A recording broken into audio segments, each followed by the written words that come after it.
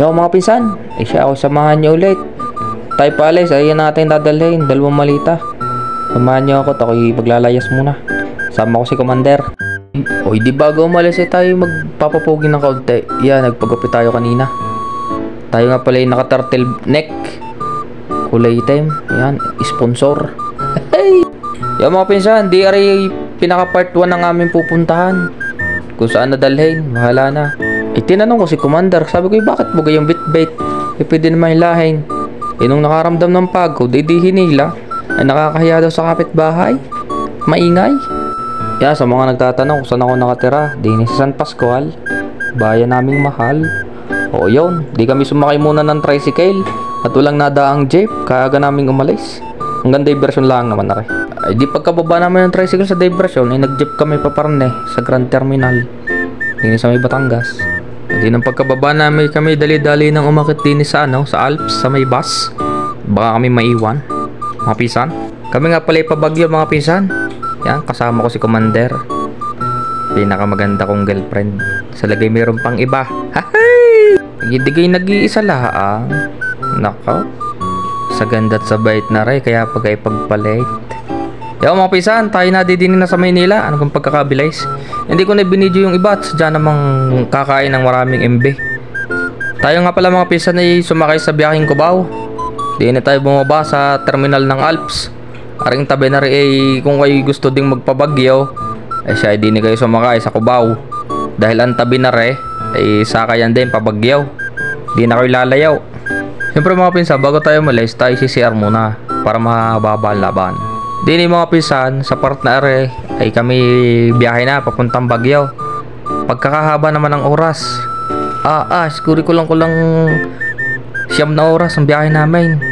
Pamula Maynila hanggang din pagkakalayo. Kaya kung kayo yung pabagyo, kung nagbabala kayo, magdala kayo ng napakaraming pagkain tsaka tubig. Ayun mga pinsan, di bibigyan ko kayo ng halimbawa. Di ako natulog parangan. Yung mga gaya, mga taniman. Ako'y nagising, taniman pa rin pagkakahaba ng daang yun. Diyan naman ako'y nakadalawang tulog. Sadya naman gayon pa rin. Yun, sa biyahe naman, hindi mawawala ang stopover. Hindi kami nakarating na din sa may Dao. May Mabalacat, Pampanga. You know the drill. Iihi na naman. Dahil napakahaba ng biyahe, siguro kami nakawalong stopover.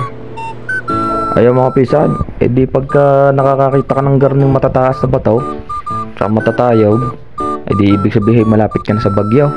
Ako'y natatakot pagka nakakakita ng garne. Baka mamaya may makapatak na malaking tipak ng bato. Ay nakakatakot. Sadya may trauma ako, nakapanood ako sa Facebook. Sadya mga nahuhulog na bato'y paghulog sa sasakay, pisang-pisa. Yan, pero napakaganda mga pinsan. Kahit na nakakatakot. Ang ganda ng rock formation niya mga pinsan. Mga pinsan, ako nakababa. Ayan ang pagkakalamig. Sadya namang ang aircon ay parang sa bus sa loob. Walang pinagbago.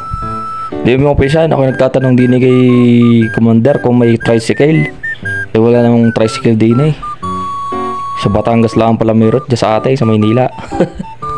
Ayun mga pinsan, sa kalalakad namin nakarating na kami din sa Bloomfield Hotel.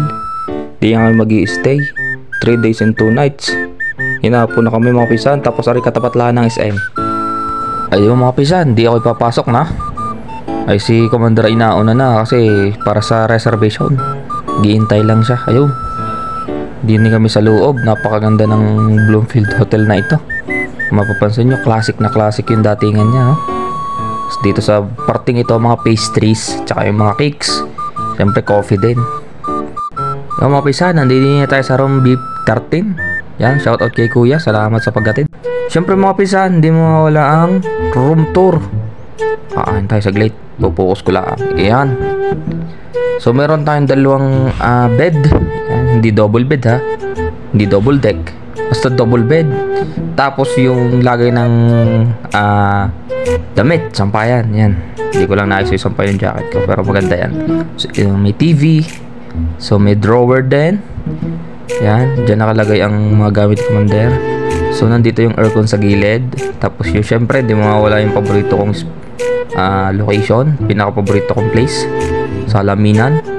Tapos sa gilid may bintana.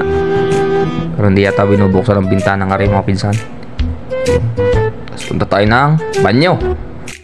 Ay, yung shower nila may temperature controller nga pala yan mga pinsan. Kung gusto mo mainit, kung gusto mo malamig, yan.